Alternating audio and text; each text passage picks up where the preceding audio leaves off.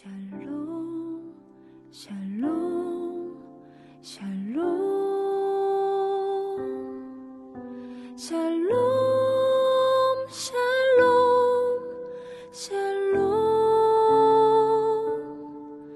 내니 두려워 말아라 나의 아들 나의 딸아 안심하라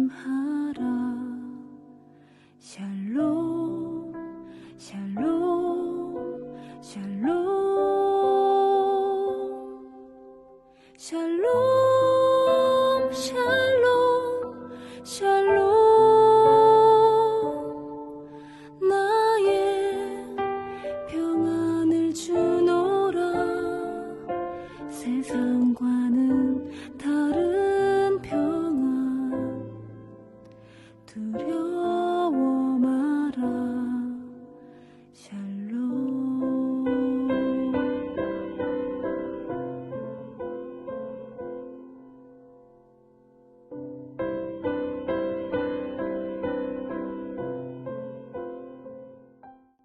(1월 31일) 늘 푸른 새벽 예배를 하나님 앞에 올려 드리겠습니다.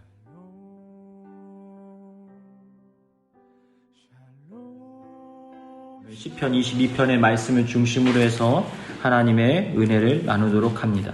오늘 이 시편은 다윗의 시편입니다. 그래서 이 다윗이 고통과 괴로움 속에 처해 있을 때 하나님께 부르짖어 아뢰었던 탄식지의 일부예요. 근데 이 시편은 동시에 메시아 예언시입니다. 우리가 시편 말씀을 잘 살펴보면요, 예수님께서 이 십자가에 달려 고통당하시던 그 현장을 아주 그대로 표현하고 묘사하는 것을 보게 됩니다. 수천 년 전에 쓰여진 다윗의 시편이 성경이 하나님의 말씀 속에서 응하여지고 메시아의 예언을 하고 있는 것을 보게 됩니다. 우린 무엇을 깨달을 수가 있습니까? 하나님의 말씀은 성령에 의하여서 하나님의 영감에 의해서 기록되었다는 것을 우리는 분명히 알 수 있어요. 예수님의 고난, 그리고 다윗의 고난. 근데 이 고난에 대해서 우리는 어떻게 이 문제를 해석하고 그것을 인정하고 또 어떻게 이 문제를 해결해 나아갈 수 있는지를 우리는 말씀을 통하여서 깨달을 수 있어야만 합니다. 우리가 크게 이 말씀을 둘로 나누면요, 여러분이 말씀을 집에 가서 나중에 읽으실 때에도 도움을 드리도록 하겠습니다. 22절부터 이렇게 쫙 줄을 그어 놓으세요. 22절로 딱 이렇게 줄을. 그리고 나중에 읽어보시면 이 말씀이 어떻게 크게 구분이 되는지를 여러분들이 확실하게 알 수가 있습니다. 그래서 22절 여기를 쫙 줄로 한번 그어 놓으시고 다음번에 이제 말씀을 읽어보시면 이 말씀이 지금 어떤 내용으로 흘러가는구나 라는 것을 깨달을 수가 있습니다.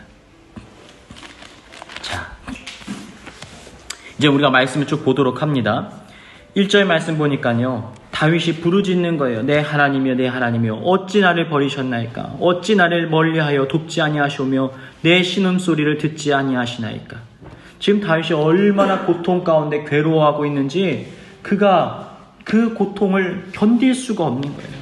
그러니까 하나님 앞에 신음하며 부르짖습니다. 내 하나님이여 내 하나님이여. 그러니까 우리 믿는 자들이 가끔 이렇잖아요. 믿음이 신실한 분들 어떤 문제가 있으면 나도 모르는 사이에 감탄사가 뭐가 나와요? 주여 주여 하고 나와요. 그러니까 다윗이 그 영혼이 너무나 곤고하고 아프다 보니까 하나님 주님 하고 탄식이 절로 나오는 거예요. 근데 그가 뭐라고 말합니까? 하나님 어찌하여 나를 버리셨나이까? 지금 그의 고통이 얼마나 극심한지, 그가 평생에 만나고 동행했던 하나님이 마치 그와 동행하지 않으시는 것과 같은 단절의 시간들을 겪고 있는 거예요. 얼마나 괴로웠으면, 하나님의 음성이 들리지 않고 그의 영혼이 얼마나 곤고함 속에 머물러 있었으면 하나님 왜 나를 버리셨습니까? 하나님 어떻게 이러실 수가 있습니까? 라고 절규했다라는 거예요. 또 다윗이 뭐라고 얘기해요? 어찌하여 멀리하여 돕지 아니하시오며 내 신음소리를 듣지 아니하시나이까? 그러니까 지금 어떤 느낌입니까? 이미지적으로 그동안의 하나님은 다윗과 늘 그 곁에 계셨던 분이에요. 그 다윗의 삶을 품에 안으시고 돌보시고 항상 손을 잡고 그와 항상 푸른 풀밭 쉴만한 물가로 인도하시는 그런 아름다운 하나님이셨는데 왜 이 고난의 문제 앞에서 하나님이 마치 내 곁에 없는 것과 같은 저 멀리 떨어져 있는 하나님으로 느끼고 있는 거예요. 자 보세요. 어째요 멀리 계셔서 나를 돕지 않으십니까? 하나님 멀리 계시니까 어때요? 하나님이 지금 도와주시기까지는 시간이 너무 오래 걸리는 거예요. 또 뭐라고 해요? 내 신음소리를 듣지 아니하시나이까. 과거엔 어때요? 내가 주님 조용한 소리로 외치기만 해도 주님이 왜 그래? 무슨 일이야? 라고 다 찾아오셨는데 지금 어때요? 내가 너무 괴로워요. 소리를 지르고 있지만 주님이 너무 멀리 계시기에 신음소리가 주님의 귀에 들리지 않는 것 같은 그런 시간들을 보내고 있는 거예요. 2절 말씀 보니까 뭐라고 말합니까? 내 하나님이여 내가 낮에도 부르짖고 밤에도 잠잠하지 아니하오나 응답하지 아니하시나이다. 하나님 지금 제가 너무 괴로워서 낮에도 탄식하며 기도하고 밤에도 잠을 이루지 못하고 하나님 앞에 기도하고 부르짖고 있는데 왜 하나님 나에게 응답하지 않으십니까? 왜 하나님 나에게 찾아오지 않으십니까? 그런 고통 속에서 절규하고 있는 거예요. 그리고 나서 다윗이 또 이렇게 고백합니다. 3절 이스라엘의 찬송 중에 계시는 주여 주는 거룩하시니이다. 여러분 하나님이 응답을 하지 않으시는 듯한 긴 침묵의 시간을 보내고 있을 때 고통이 우리를 괴롭히고 우리를 너무나 그 심연의 깊은 늪속으로 빠져들게 만들 그때 우리는 어떻게 우리의 믿음과 신앙을 지킬 수가 있습니까? 여러분 잘 보세요. 이스라엘의 뭐라고요? 찬송 중에 계시는 주여 주는 거룩하시니이다. 여러분 때로는요 우리가 기도가 나오지 않을 때가 있어요. 그럴 때 우리가 어떻게 해야 됩니까? 그 찬송의 고백 속에 나의 마음에 맞는 그 고백을 올려드릴 때가 있어요. 때로는요 어떤 말씀을 들어도 위로가 되지 않고 어떨 때는 말씀을 읽어도 위로가 되지 않아요. 그럴 때 우리가 어떻게 해야 됩니까? 간혹 우리의 그 신음소리와 유사한 그 찬양의 고백들을 우리가 듣게 될 때 때로는 우리 가운데 위로가 찾아오는 거예요. 다윗에게 있어서 하나님을 날마다 찾았던 습관 같은 것들이 있었는데 그게 무엇입니까? 찬양의 고백이었어요. 어느 상황 속에서도 기쁠 때나 슬플 때나 괴로울 때나 눈물 흘릴 때나 날마다 그가 찬양을 고백하고 하나님 앞에 찬송했던 그 기억들의 흔적이 있는 거예요. 그래서 그것을 다시 한번 되돌려서 그 찬양을 올려드리는데 그때부터 그 마음 가운데 마음의 물고가 터져서 하나님 앞에 눈물이 나오기 시작하는 거예요. 얼마나 괴로웠으면 그동안에는 꽉 막힌 듯한 답답한 담이 있었는데 그때부터 자신의 마음이 열려서 눈물이 터져 나오는 거예요. 이스라엘 찬송 중에 계시는 주여 주는 거룩하십니다. 주님 내가 이 아픔 속에서 주님을 찬양합니다. 어떠한 상황과 사정 속에서도 주님을 경배하기 원합니다. 찬송 중에 계신 하나님 내 영혼을 위로하시고 격려해 주십시오. 사랑하는 여러분 여러분에게도 하나님을 만나는 그런 여러분만 가지고 있는 특별한 은혜의 통로가 있으십니까? 혹시 그것이 찬양이십니까? 그렇다면 찬송가 가사 중에 어떤 찬송이 여러분이 늘 즐겨 부르고 위로받는 찬송입니까? 제가 이 가정의 신방을 가게 되면요 항상 질문하는 게 있어요. 혹시 우리 성도님 가장 즐겨 부르시고 가장 좋아하는 찬송가가 있으십니까? 그것을 우리가 같이 찬양을 하는데요. 여러분 그 찬양이 가끔은 막혀져 있던 우리의 영적인 담을 허무는 은혜의 통로가 될 때가 있어요. 여러분에게도 그러한 은혜가 있으시길 주님의 이름으로 축복합니다. 근데 이건 미리 준비해 놔야 되는 거예요. 평상시에 우리의 삶에 훈련이 되어 있어야 돼요. 그 찬양이 우리 가운데 익숙해야 돼요. 그래서 고난이 닥쳐올 때 순간 그 찬양이 나도 모르는 새에 터져 나올 때 우리가 그 문제를 극복할 수 있는 은혜의 통로를 얻을 수 있는 겁니다. 자 그리고 나서 그의 영혼이 이제 회복되기 시작하는데 어떻게 됩니까? 4절 말씀이요. 우리 조상들이 주께 의뢰하고 의뢰하였으므로 그들을 건지셨나이다. 여러분 이게 뭡니까? 찬양을 통하여서 영적인 물고가 열리고 나서 그 다음에 뭐가 되는 거예요? 말씀을 통하여서 그가 위로를 받습니다. 지금 이게 연결점이에요. 여러분 결국 우리가 찬양으로 시작했지만 우리가 어디를 향해서 흘러가야 돼요? 말씀을 통해서 우리가 위로를 받을 수가 있다는 거예요. 우리 조상들이 주를 의뢰하고 의뢰하였으므로 그들을 건지셨나이다. 조상들의 이야기가 어디에 담겨져 있습니까? 성경에 담겨져 있는 거예요. 구약에 있는, 출애굽기에 담겨져 있는, 성경의 그 역사 속에 담겨져 있던 그 하나님의 신실하심 역사를 그가 다시 한번 되새기고 말씀을 읽는 순간 그 영혼 가운데 작은 회복이 시작되어지는 거예요. 주를 의뢰하고 하나님께 도우심을 구했을 때 그들을 건지셨던 하나님, 앞에는 홍해가, 뒤에는 애굽의 군대가 쫓아올 때, 어찌할 바를 알지 못하고 방황할 때 하나님 홍해를 갈라주셨지요. 그 말씀이 그 다윗의 영혼 가운데 심기어지기 시작하니까 그가 위로를 받고 하나님을 바라볼 수 있게 되는 거예요. 자, 5절 말씀도 보십시오. 5절, 그들이 주께 부르짖어 구원을 얻고 주께 의뢰하여 수치를 당하지 아니하였나이다. 여러분, 이게 뭐예요? 여러분, 이것은 간증을 말하는 거예요. 간증. 주께 부르짖어 구원을 얻고 주께 의뢰하여 수치를 당하지 아니하였나이다. 뭡니까? 그들의 삶의 결과가 무엇이었는지에 대해서 분명히 그가 알고 있는 거예요. 여러분, 우리의 삶에 있어서 우리의 신앙을 회복하는 데 있어서 중요한 게 있어요. 세 가지가 지금 나왔어요. 첫 번째가 뭐예요? 찬송입니다. 여러분, 우리가 때를 얻든지 못 얻든지 우리의 입술 가운데, 우리의 귀에 찬송가가 울려 퍼져야 돼요. 여러분, 의지적으로 여러분의 삶의 자리에 찬송이 있으시길 주님의 이름 축복합니다. 아멘. 두 번째는 또 뭐가 있어야 된다고요? 말씀이에요. 이제는 우리가 찬송을 듣다 보면요, 찬송가 가사 속에 심겨져 있던 말씀이요 우리의 귀에 들려오기 시작해요. 그러면 어떻게 해야 됩니까? 무릎을 꿇고 말씀을 찾아보세요. 이 말씀이 어디에 나와 있었는지, 이 말씀이 지금 나에게 말씀하신 하나님의 음성이구나 라는 것을 찾아서 듣고 읽어야 되는 거예요. 그럼 그 영혼이 잠깐 다시 회복이 일어나요. 그리고 나서 세 번째가 뭐예요? 간증을 떠올리는 거예요. 간증. 뭡니까?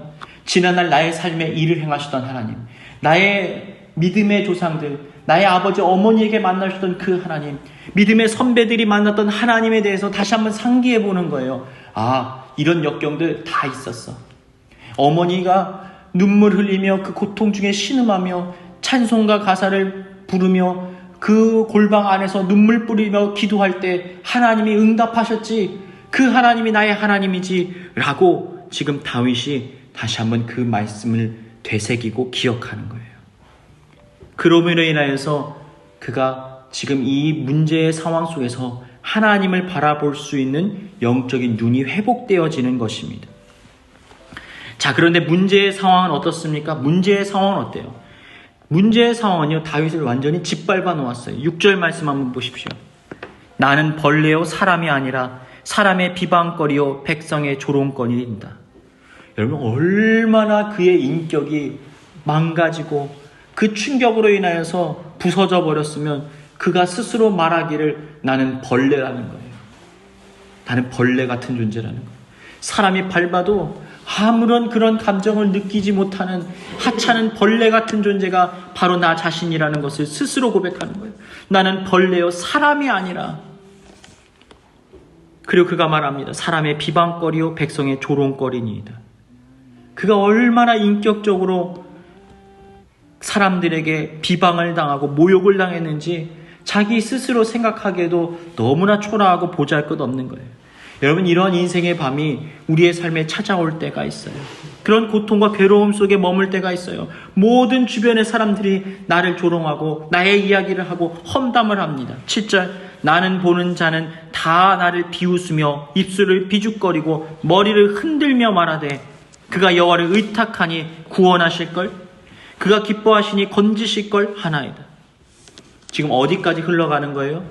그를 비방하고 인격적으로 모독하고 그의 삶에 대해서 손가락질하고 조롱을 하다가 그들이 어디까지 이르게 됩니까? 정말 그 사람 하나님 믿는 거 맞아? 또 뭐라고 말해요? 정말 그 하나님이 살아계시면 하나님이 그냥 내버려 두시겠어? 하나님에 대해서 비방하고 조롱하는 거예요. 그러니까 자신의 삶이 하나님과 날마다 떨어져 있지 않고 함께 삶을 살아갔기 때문에 내 삶이 허물어지니까 하나님도 같이 모욕을 받는 듯한 절망의 시간들을 그가 살아가고 있는 거예요. 그러니까 다윗이 지금 말하는 거예요. 9절부터 10절. 주님, 제가 언제부터 주님과 연결되어 있었습니까?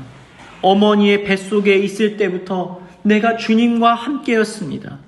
내가 주님을 의지할 수밖에 없게 하셨습니다. 날 때부터 주께 맡긴 바 되었고 모태에서 나올 때부터 주는 나의 하나님이 되셨습니다. 주님, 내가 날마다 주님 곁에 머물러 있었고 주님 품 안에 안겨 있었고 주님과 뗄래야 뗄 수 없는 관계입니다. 그런데 내 삶이 무너지니까 주님이 지금 비방을 받고 있는데 어찌하여 침묵하고 계십니까? 어찌하여 가만히 내버려 두십니까? 11절 보십시오. 한번 읽어볼까요? 11절 시작. 나를 멀리하지 마옵소서. 환난이 가까우나 도울 자 없나이다. 여러분, 이게 지금 이 이미지를 한번 떠올려 보세요. 다윗이 지금 하나님과 늘 가까이 있었는데 어떻게 됐다고요? 하나님이 나의 신음소리를 들을지 못할 정도로 멀리 떨어져 계셨다라는 거예요.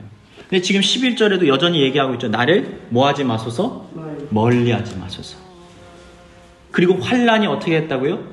환난은 가까이 와 있다고. 그러니까 지금 우리가 문제 때문에 두려워하는 이유가 뭐예요? 하나님은 멀리 계신 것 같고 문제는 내 앞에 가까이 직면해 있을 때 우리는 두려울 수밖에 없는 거예요. 도울 자가 없다라는 상황 속에서 탄식할 수밖에 없는 거예요. 실제로 지금 다윗의 상황이 어떻습니까? 지금 사면이 꽉 막힌 상황이에요. 많은 황소가 나를 에워쌌고 바산의 힘센 소들이 나를 둘러쌌고 그들이 찢으며 부르짖는 사자와 같이 지금 다윗을 삼키려고 덤벼든다는 겁니다. 다윗의 상태는 어떻습니까? 14절부터 쭉 보니까요. 물같이 쏟아졌다.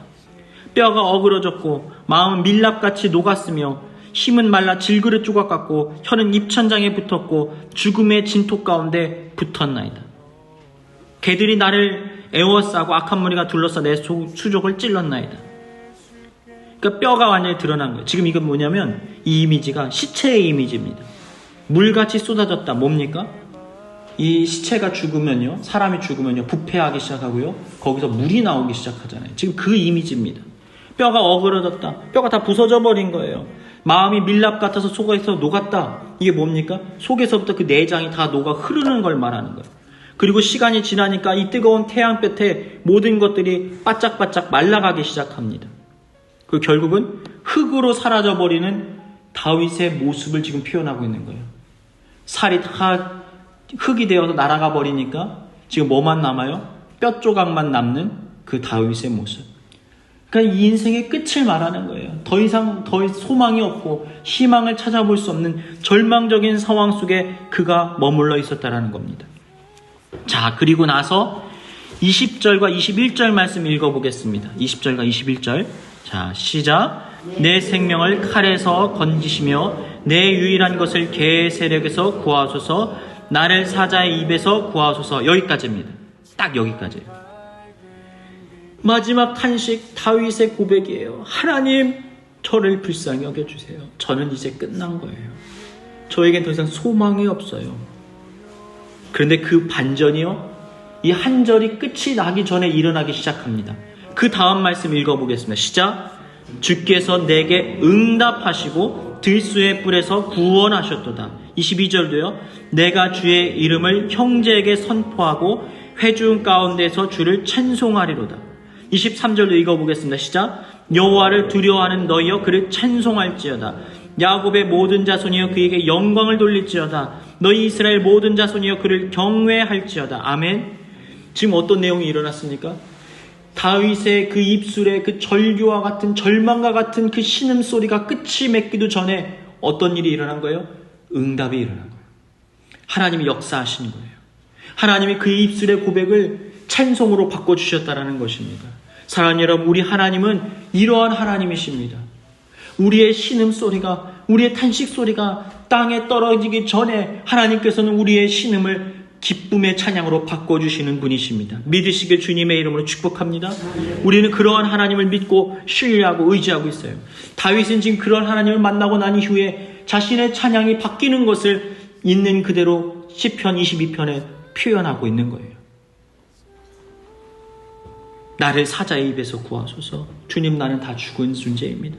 이제는 소망을 찾아볼 수 없습니다. 이제는 주님이 역사하시지 않으면 안 됩니다. 어째서 주님 멀리에 계십니까? 가까이 나에게 찾아오십시오. 나를 돌봐 주십시오. 하는 그 순간 하나님이 역사하시는 것들을 눈으로 목격하고 그의 찬양이, 그의 탄식이 찬양의 고백으로 바뀌는 거예요. 내게 응답하시고 들수의 뿔에서 구원하셨나이다.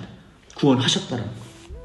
구원하실 것이다가 아니라 응답하시고 하셨다라는 거예요. 여러분, 우리에게 정말 필요한 하나님의 역사, 바로 오늘 이 시편 22편의 말씀이 아닙니까?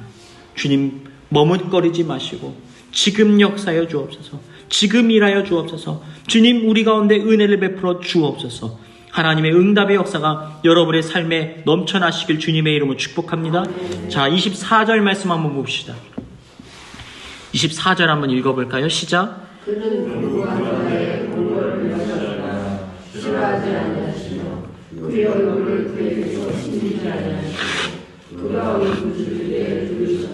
아멘. 지금 하나님의 이미지가 어떻게 됐습니까?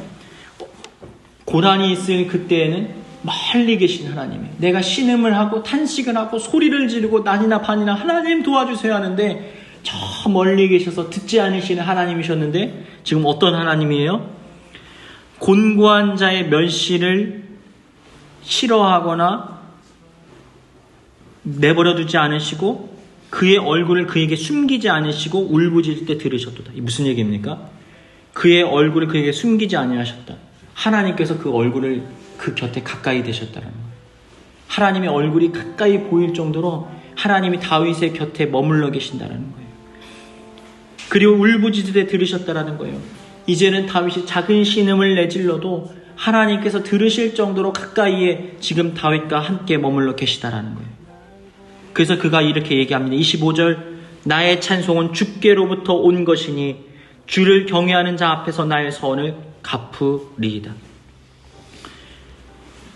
이제 다윗의 찬양이 어디서부터 흘러나온 것인지를 깨닫게 됩니다. 아, 내가 그동안 내가 내 영혼 속에서 찬송이 나오는 줄 알았는데 하나님이 나에게 찬송을 허락하시기 때문에 내가 이 입술로 하나님을 찬양하고 경배할 수 있는 것이구나 라는 사실이 깨달아지는 거예요. 그리고 지금 26절 말씀 보니까 이런 내용이 나옵니다. 겸손한 자는 먹고 배부를 것이며 여호와를 찾는 자는 그를 찬송할 것이라 너의 마음이 영원히 살지어다. 무슨 얘기입니까? 하나님 어떤 분이세요? 지금 그의 원수의 세력들로부터 건져주시고 그를 모든 위험에서부터 건져주시는 것뿐만 아니라 그의 모든 필요와 쓸 것을 채워주신다라는 거예요. 그가 지금 어떠한 상황 가운데 머물러 있었어요? 고난 중에 밥을 먹을 수가 없잖아요. 잠 못 이루는 시간이잖아요. 괴로움과 고통 속에 머물러 있었잖아요. 그러나 하나님께서 그에게 달려오셔서 모든 원수의 세력들을 쫓아내시고 문제를 해결하시고 난 이후에 어떻게 하시는 거예요? 그에게 먹을 것들을 차려주시고 그의 굶주림을 돌보아 주시는 하나님으로 지금 찾아오시는 거예요. 여러분, 우리 하나님은요, 섬세한 하나님이에요. 우리가 무엇을 구해야 될지 알지 못할 때 말할 수 없는 탄식으로 우리를 위하여 친히 간구하시는 분이 우리 성령 하나님이 되십니다. 우리가 일일이 하나님 앞에 다 아뢰지 않아도 괜찮아요. 하나님 다 알고 계세요. 나는 네가 뭐가 필요한지 다 알고 있어. 나는 너에게 무엇을 주어야 될지 난 너보다 더 잘 알고 있단다. 그러니 너무 염려하지 마. 내가 채워주리라. 너의 마음이 영원히 살지어다. 이제 다윗은 어떻게 된 거예요? 죽음에 임박했던 절망의 상황 속에서 벗어나 이제는 하나님과 함께 영원토록 기쁨과 감사함으로 살아갈 수 있는 소망과 은혜를 입게 되어진 것입니다. 사랑하는 여러분, 이 시편 22편의 이 말씀이 저와 여러분의 삶에 응답되어지기를 주님의 이름으로 축복합니다. 때로는 이 시편 몇 정입니까? 우리가 이 21절을 넘어가지 못할 때가 있어요. 아직은요. 아직 21절까지 읽지 못하고 우리의 인생의 시간들을 보낼 때가 있어요. 그런데 어느 순간 하나님의 때가 차면요, 21절을 넘어서서 응답의 역사를 누리게 될 때가 있어요. 하나님께서 한번 열어서 부어주시면 열면 닫을 자 없고 닫으면 열 자 없는 하나님의 은혜가 임하게 되어지는 것입니다. 그때까지 어떻게 해야 돼요? 우리는 주님을 주목하고 주님을 바라보고 주님 앞에 간구해야 돼요. 찬양을 통해서, 말씀을 통해서, 그리고 나의 삶에 지난날 일을 행하셨던 하나님을 간증을 통하여 다시 한번 묵상함으로 우리는 그 인내의 시간들을 견뎌야 합니다. 그럴 때 우리의 찬양을, 우리의 고통을 찬송의 가사로 바꿔주실 것입니다. 여러분 다윗이 이런 말을 하잖아요. 새 노래로 여호와를 찬양할지어다. 여러분 이것은 새로운 노래를 작곡한 것이 아니에요. 어떻게 하신 거예요? 지금 분명히 고난의 찬송을 하고 있었는데 하나님이 어떻게 바꿔주시는 거예요? 그의 삶에 찾아오셔서 역사하시니까 응답의 찬송으로, 하나님을 송축하는 찬송으로, 하나님을 경배할 수밖에 없는 찬송으로 우리의 영혼의 마음을 바꿔주시는 것을 말하는 거예요. 여러분의 삶에 이러한 찬양이 아름답게 울려 퍼지시길 주님의 이름으로 축복합니다.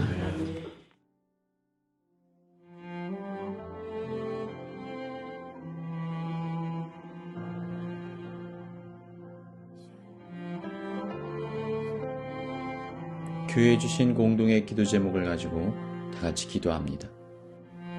자격 없는 자들에게 은혜를 베푸시고 한결같은 사랑으로 돌보아 주시는 하나님의 성품을 깨달아 온전히 믿음으로 의지하게 하여 주옵소서. 상처로 얼룩진 텅 빈 마음을 채우려 노력했던 레아의 심정을 알아주셔서 싸매어 주셨던 하나님을 우리의 인생 가운데 만남으로 공허함과 아픔에서 벗어나 회복과 기쁨을 누리게 하여 주옵소서.